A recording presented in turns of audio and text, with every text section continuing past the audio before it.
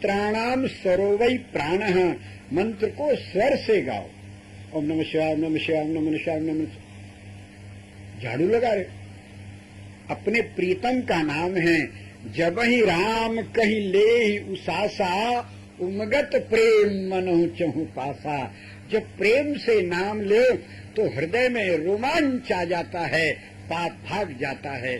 श्री राम, प्रेम से भगवान नाम उच्चारण करो। व्यग्र चित्ताद हतो जपः, बहुत जल्दी जल्दी जो जप करता है उसको लाभ नहीं होता है। पाठ में भी ऐसे स्वर से करो। शीघ्री गीति शिरः कंपी, स्वहस्त लिखित पुस्तिका, अल्पकंठ अनर्थज्ञ, षडैते पाठका अधमा। अधम पाठक हैं, मरने के बाद भले पाठ का फल मिले, जीते जी मुश्किल है। प्रेम से जपो, शुद्ध उच्चारण करो, स्वर से जपो। मंत्रों में स्वर ही प्राण है। स्वर ईश्वर है, ईश्वर है, ईश्वर है। ऐसे ठाकुर जी का दर्शन करो, थोड़ी देर में जी उब जाएगा। और गान बजान होता है ठाकुर जी की लीला पदों का, तो फिर आनंद आता है। तो स्वर ईश्वर है। और तीसरा अंग है, मंत्र का अर्थ जाने बिना मंत्र अगले जन्म में फायदा करेगा। इसलिए मंत्र का अर्थ जानो। मंत्रार्थ जानने से निश्चिंतता आ जाती है। पूरे मंत्र का अर्थ तो परंपरा से बताया जाता है, ऐसे नहीं। पर नमूना बताएं, कोई भी मंत्र हो, किसी भी देवता का मंत्र हो, नमः पद उसमें अवश्य होता है। पहले प्रणव अथवा बीज लगो, फिर भगवान का नाम, अंत में नमः। श्री रामाय नमः, श्री कृष्णाय नमः, गोविंदाय नमः, यही सब मंत्र है ना। तो इसमें जो नमः पद है इसके दो अर्थ होते हैं। एक तो नमस्कार, और दूसरा रहस्य अर्थ है कि न इति निषेधे म इति ममत्वे। आपका मंत्र बताता है अपने को कर्ता मत मानो। न मन नहीं, म मन मेरा।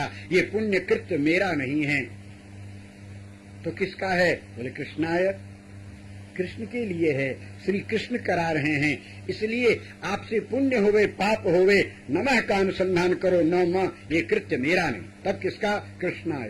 बस हनुमान जी महाराज इसी मंत्र का अनुभव करते हैं। समुद्र लांघते हैं, ये धर्म नहीं है, तीर्थ को नहीं लांघना चाहिए। लंका में आग लगा देते हैं, आतताई का काम है किसी के घर में आग लगाना, ये पुण्य नहीं है। हरे हरे वृक्षों को उखाड़ के फेंक देते हैं, ये धर्म नहीं है। माता जी नीचे विराजी अपने ऊपर बैठते हैं, ये धर्म नहीं है।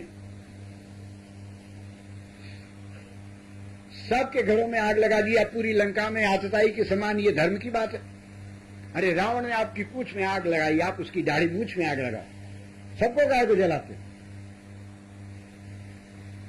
किसी ने रुई दिया, किसी ने तेल दिया, किसी ने हंसी उड़ाई। बोले घर के भीतर के बूढ़ों ने क्या किया, बच्चों ने क्या किया, पिंजड़े में बैठे पक्षियों ने क्या किया, हाथी घोड़ा बंधे उन लोगों ने क्या किया, और तो और पेट के भीतर के बच्चों ने क्या किया। एक को भी नहीं छोड़ा, सबको जला के खाक कर दिया। पेट वालों के लिए इतनी जोर गर्जना की कि गर्भ श्रमय से निश्चलना। ये कोई धर्म का काम?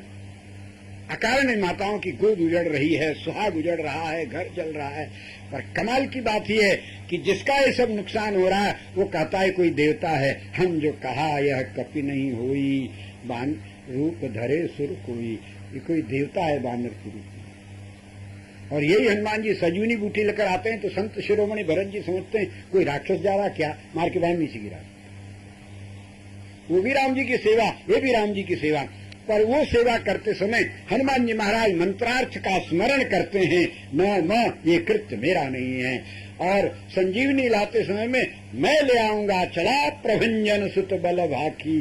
अहंकार है, इसलिए संत भी उनको असंत समझते हैं और असुर भी यहाँ मंत्रार्थ का स्मरण करने से देवता समझते हैं। राम जी ने पूछा, हनुमान रावण के जीते जी उसके घर में रहते तुमने लंका जला दी। हनुमान जी ने कहा, ना ये मेरा कृत्य नहीं है, ना म, तो किसका है? बोले सो सब तो प्रताप रघुराई, नाथ न कछुक मोर प्रहुताई, नमः रामाय। मंत्रार्थ है ना। ऐसे मंत्र का जब पूरा अर्थ समझ में आता है तो इसी मंत्रार्थ को अमर कथा कहते हैं। जिसके हृदय में उतर जाए उसका मरण नहीं होता। पश्यत ध्रुवंच प्रहलादम विभीषण मथा परम। ध्रुव, प्रहलाद, विभीषण, श्री चैतन्य महाप्रभु, मीराबाई, कबीरदास जी, तुकाराम दास जी इत्यादि महापुरुषों ने मृत्यु पर विजय प्राप्त की है मंत्रार्थ के प्रभाव से।